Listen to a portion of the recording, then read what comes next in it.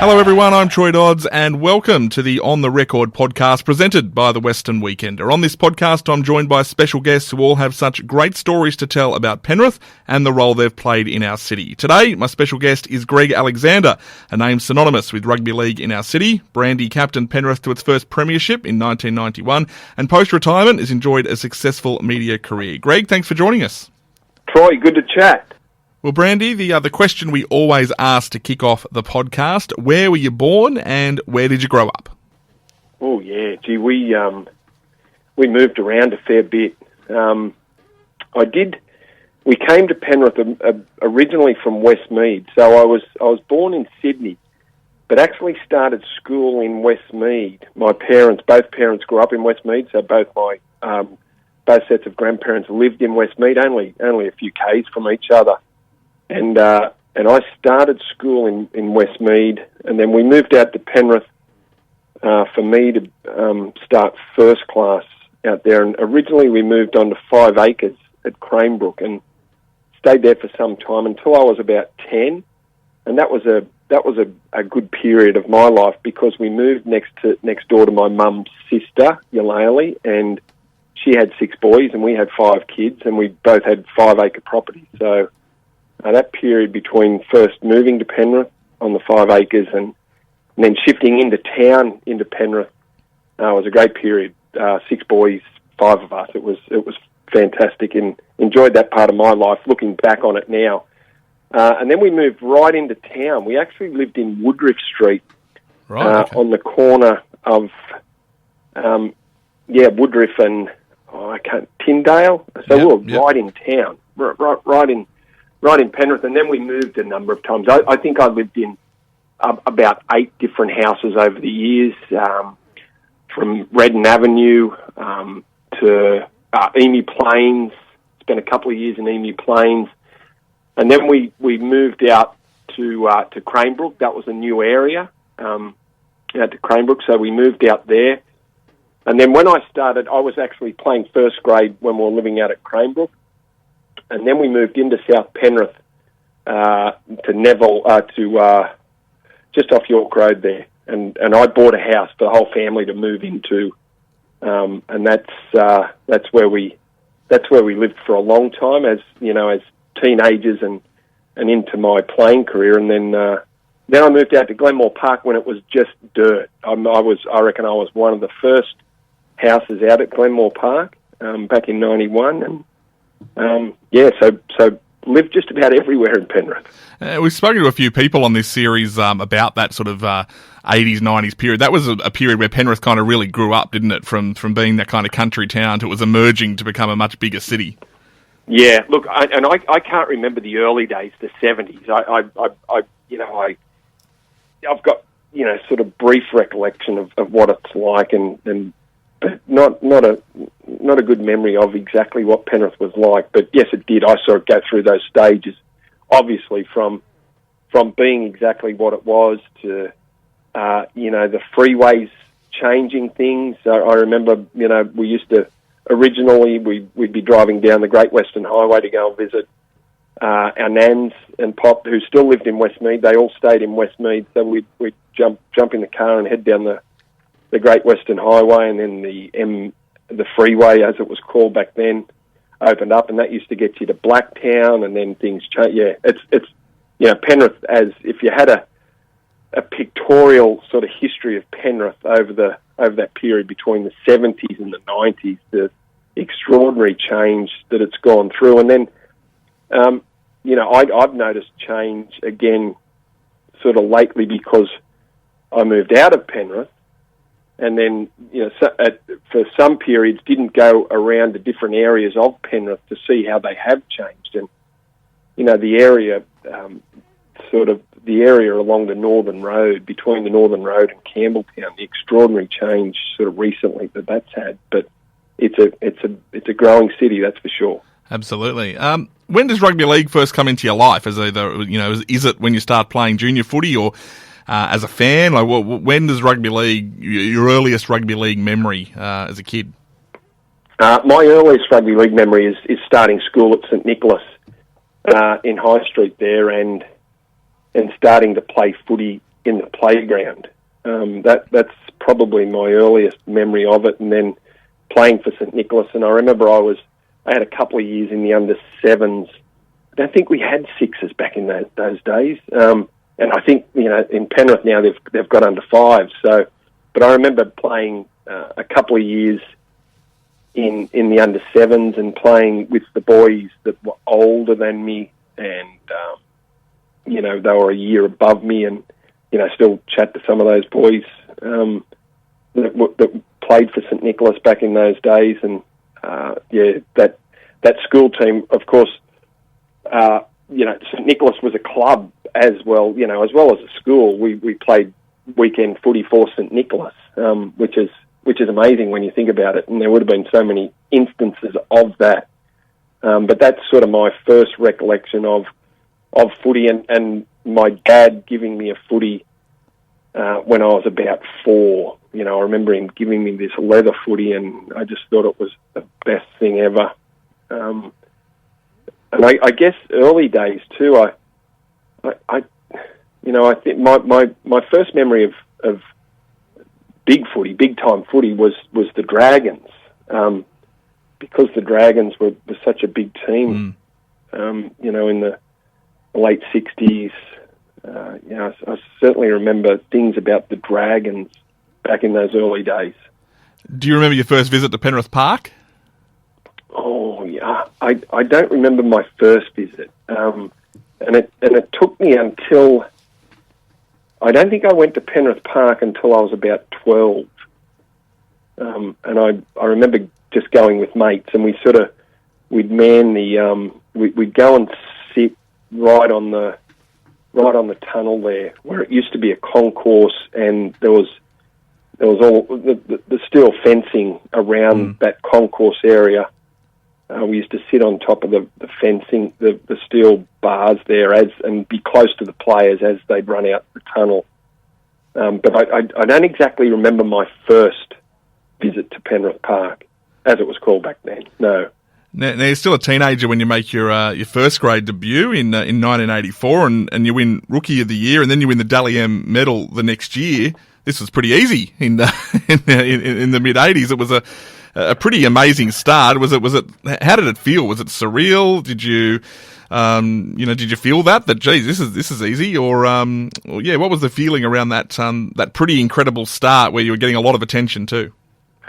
Yeah, I guess that made it surreal. Even though I wasn't sort of, I got a bit of attention through schoolboy footy, and so it wasn't. I wasn't hit between the eyes with that attention, but certainly, I never in my wildest dreams thought that I would start, playing first grade and make a mark as early as I did. You look up to these players, and they're like they're like gods, and all of a sudden you're playing against them.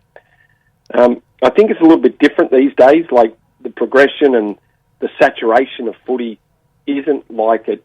It's so much that I think young players these days tread that path a little bit more confidently. Whereas I thought, oh my God, I'm playing first grade, and it was such a nerve-wracking moment. But to have the seasons that I did in the first couple of years, that surreal's a good word to sum it up. It was like going through a dream period where you wondered if it was really happening. And I imagine also surreal is the fact that it's pretty early in your career that you start going on kangaroo tours. So all of a sudden the kid from Penrith is off to all sorts of places around the world. That must have been a pretty daunting experience as well, I can imagine, and help you grow up, I'm guessing. Not daunting. No, it was so exciting to make it, because kangaroo tours were, I thought, the pinnacle. I guess playing a test, in Australia, being picked in that 1 to 15 or whatever it was, how many reserves we had in those days, was probably a bigger mark. But in terms of rugby league experience, the experience to be gained, going away with players that you played against, that you didn't really know that well, it was more excitement than I thought. Wow, this is like, what a first 3 years I had playing the game, and I suppose I was a little bit fortunate to get on that '86 Kangaroo Tour. I wasn't picked originally, and then Eric Groth was ruled out, and I jumped on the plane with the boys only after Tim Sheens phoned me, because, remember '86, there was no mobile phones in those days. And I was getting ready to fly to Hawaii with the rest of the Penrith team for our trip away. So I had a bag packed ready for summer, and Tim Sheens rang and fortunately got me at my house. Like, I don't know how he timed it so well, but and that was the thing of the day. God, if you miss someone, you mightn't be able to get back to them. But I was actually home, and I answered the phone. It was Tim, and Tim said, "Mate, you better change the gear that you've packed. You need your winter gear because you're off to England." And that was a very exciting moment. And of course, as the 80s progressed, Penrith become a force in the competition, particularly in '89, and then in 1990, of course, Penrith make the grand final. Now, we've all heard a million stories about the 1990 grand final and about how the preparation probably wasn't as it should have been, that the party was pretty much had in Penrith before a ball was kicked. Is that how you remember it as well? That in retrospect, there was just too much excitement about getting there to worry about winning it? Yeah, I think so. Look, Troy, and it was the same in 1985 when we first made the finals, when we had to play Manly in a Wednesday night playoff for fifth spot, and we won that. And I remember running off the field, and people were handing us bottles of champagne, and it was a Wednesday night before we had to play Para in a semi-final on the Saturday. So I think there was almost a feeling of the same ilk where, okay, we've made the finals, we've done it. And I think that was sort of the feeling in 1990, and it shouldn't have been, but in hindsight, maybe it was. Wow, we've finally made a grand final, because the year before in '89 we went loss. We went out backwards, and after having a very good regular season year, where we finished up the top, I think South finished first. We might have finished second in '89, but we bowed out with consecutive losses to the Tigers and the Raiders. And maybe that was a little bit of the case. We had a grand final parade before the grand final, so we probably didn't handle things as we should. But fortunately, we got a chance to have another go at it. Yeah, and a much more professional Penrith comes back the next year, of course, in an all new jersey as well, in the black jersey that we now know the Panthers as. I know that there's been a lot of stories about the '91 grand final. What I'm interested in is, these days we would look at a player, look at a Jonathan Thurston. If he hadn't won the grand final in 2015, there might be an asterisk next to his legacy. Was that the feeling back then, when rugby league still isn't as the full time professional sport that it is, that you felt 6 years into your career at that point, you need to win this premiership, that's going to cement a bit of a legacy? Or is it just not something you thought about as much then as we do now with the, as you mentioned earlier, the oversaturation of commentary and colour in the game? Yeah, no, there was absolutely no thought of individual, accomplishment about winning the grand final. I was just thinking of the team situation, and the fact that we had lost one. And that was a line used back then too. You got to lose one to win one, and I certainly used that last year as well with our boys coming into the grand final. But we'd actually lost 2 pre-season grand finals. People forget that we used to play a pre-season competition, and we lost those 2 years. We lost 90. I think Brisbane beat us in 90. Canberra might have beat us in 91. So we. In the space of 18 months, we'd lost 3 grand finals. So I think it was all of us realising that, we probably wasted a chance in 1990, and these chances don't come along that often. As you said, I'd been playing for, 7 or 8 years by the time we hit 91. And it was, we need to win this because we mightn't get another chance. And it was all about the team and the club, I didn't have one thought of what my personal record would have looked like if I didn't win a grand final. I was just thinking about, now's the time. We've lost one. This is serious. We need to be at our best, and we need to win because we mightn't get another throw.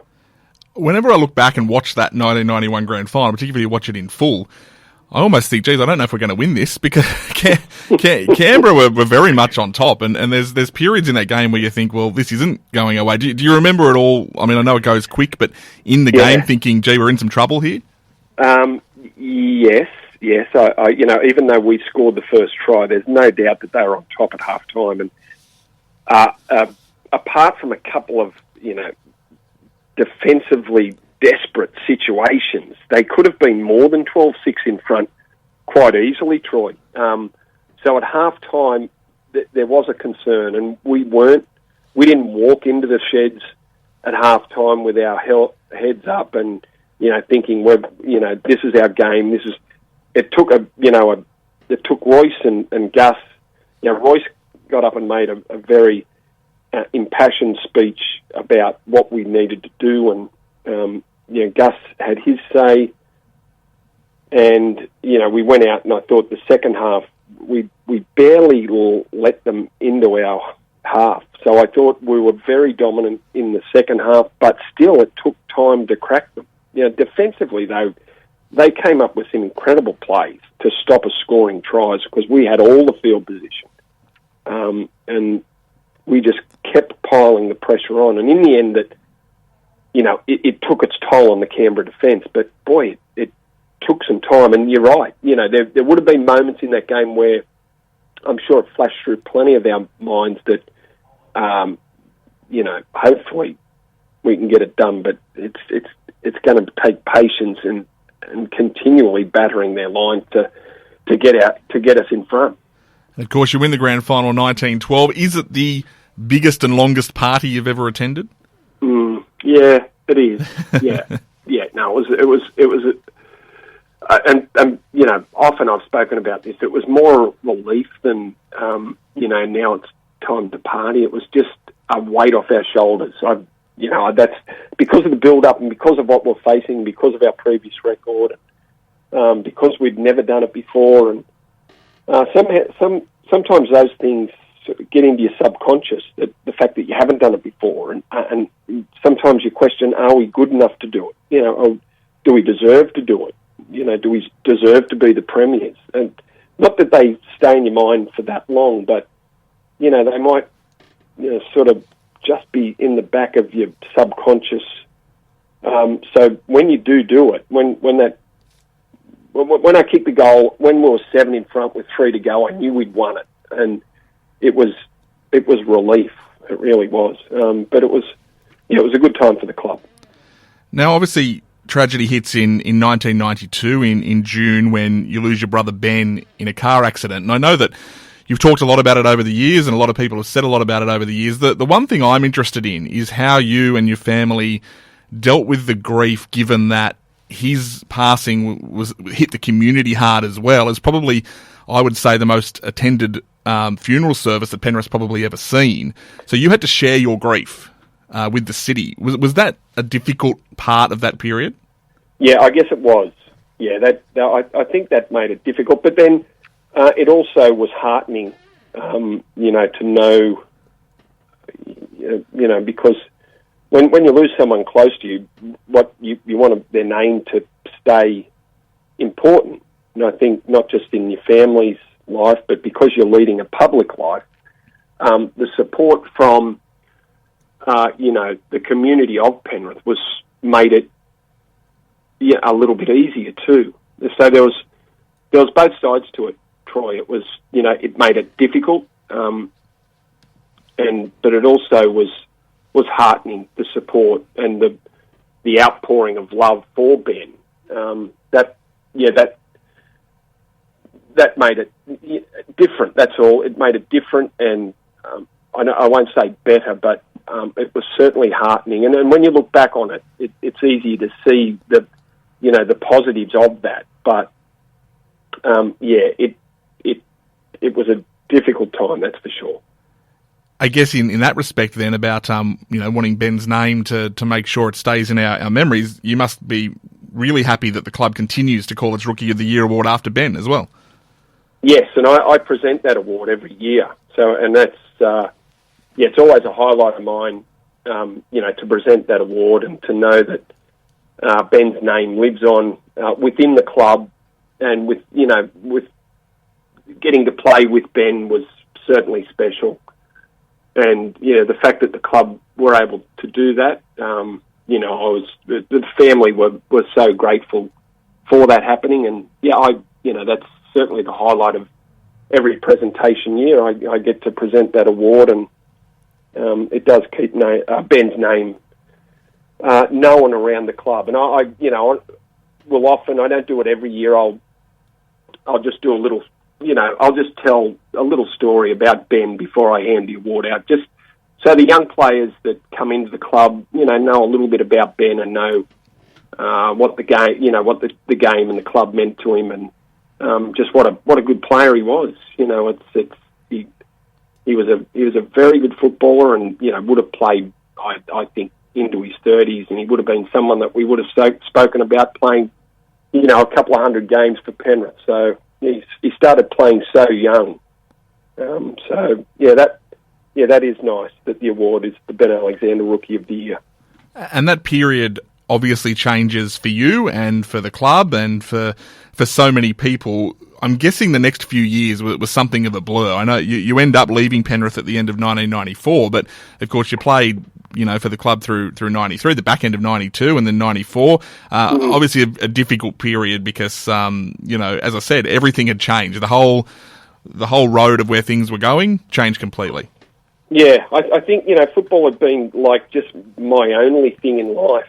And during that period, football lost its priority. And it's such a hard game to play when you don't wake up every morning wanting to train, wanting to play.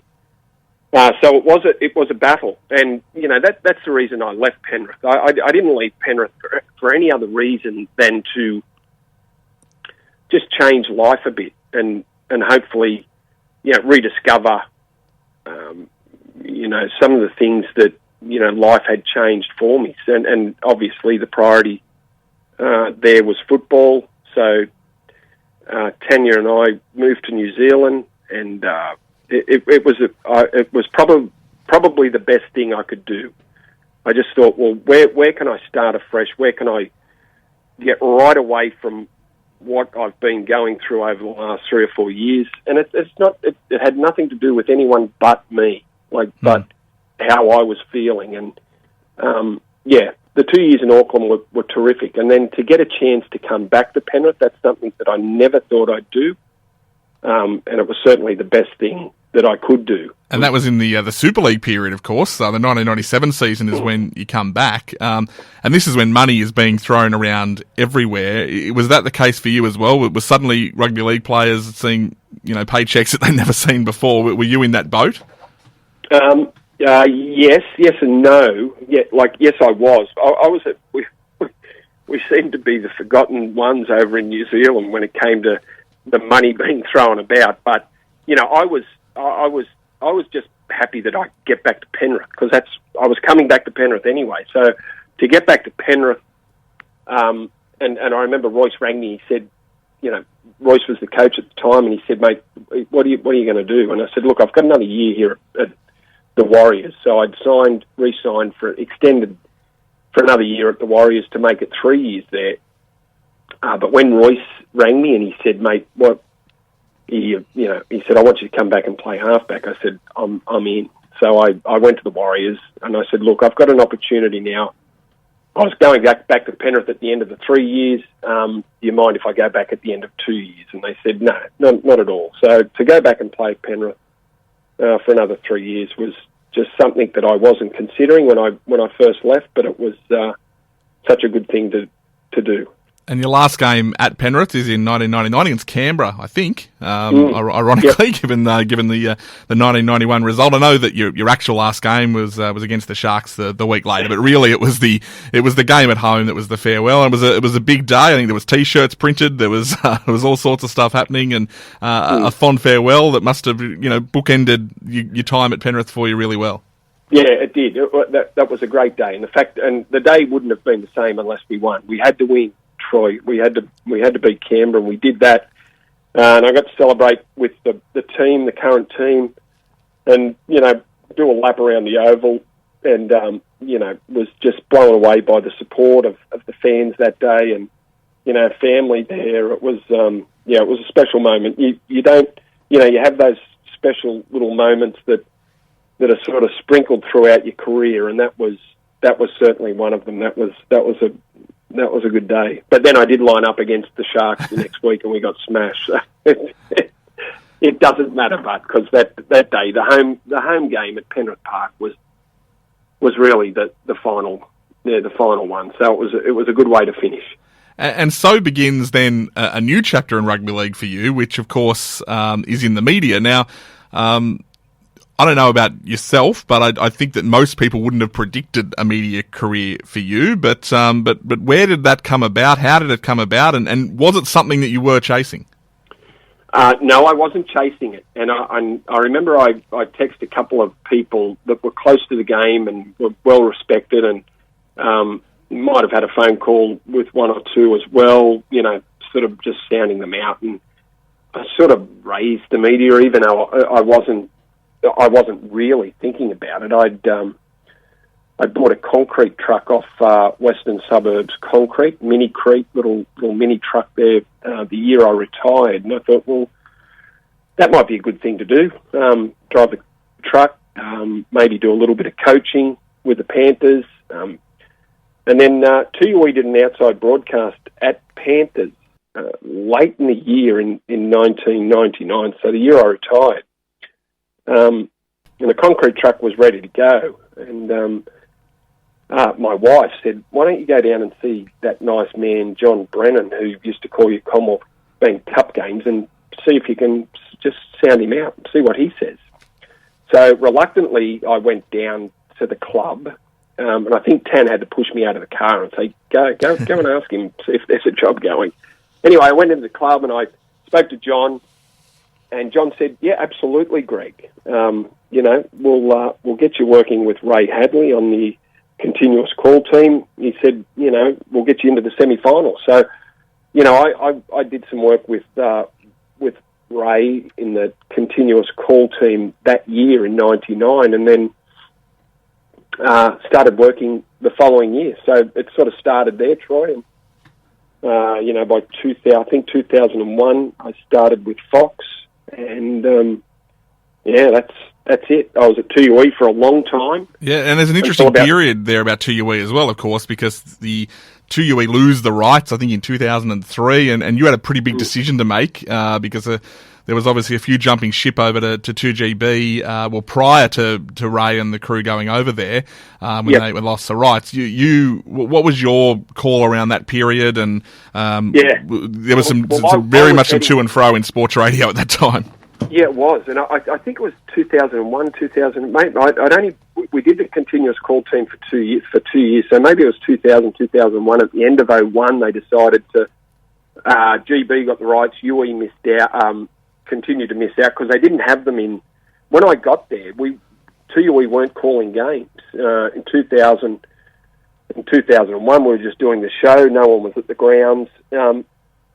And then they did make the move, and I think John Singleton got Ray across there, and he took the whole team, and I was going, and then TUE said, look, we've got the sports show here. Do you want to do the sports show, which is nightly? And I said, yeah, that'd be great. So I stayed at TUE and continued to do that sports show, did a little bit of weekend work, then Fox, then I was doing some Fox work, and yeah, I stayed at TUE for about 12 or 13 years and continued to do the sports show with Pete Bosley and Johnny Gibbs and Andrew Voss. And, then then footy started Fox was getting busy, and there was a couple of seasons where it was Thursday, Friday, Saturday, Sunday, and Monday. Yes. So I gave up the radio and just focused on Fox Sports for quite some time. Because you and Warren Smith essentially become the voice of Monday Night Football there for a long period of time. We did. I think Monday Night Footy went for 10 years, and I was on it for the 10 years. I think I was hosting early days, and then went out to call with Woz, and did it and Laurie did it for 10 years.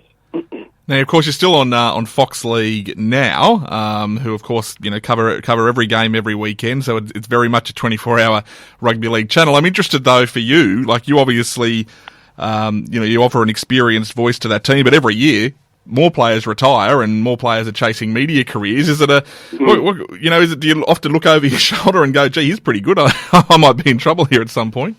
You do every now and then. There's no doubt about that.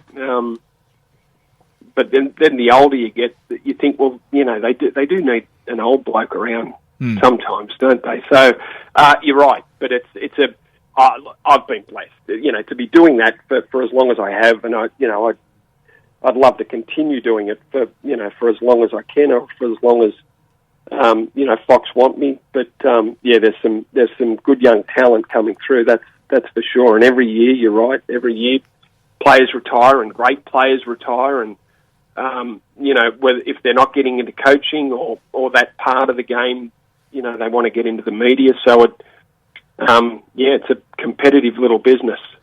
Do you obviously at Fox, because they cover so many games, you often work with so many different lead commentators. Obviously, you've worked a lot with Warren Smith over the years. But is there a favourite commentator or a commentator you go, "Hey, I'm going to have a lot of fun today because this is the guy I'm paired with"? Troy, this is a loaded question. They're all very good. And you're right. I've done a lot of games with Warren. As you said, we were together, every Monday night, and then probably together for other games. But now that we do have 8 games, and we've had that for some time now, where we're covering every game, every round, that you get to work with all of them, and they're all very good to work. Bossy, Wazza, Warren's good, Dan Ganane's good. They're all very good callers.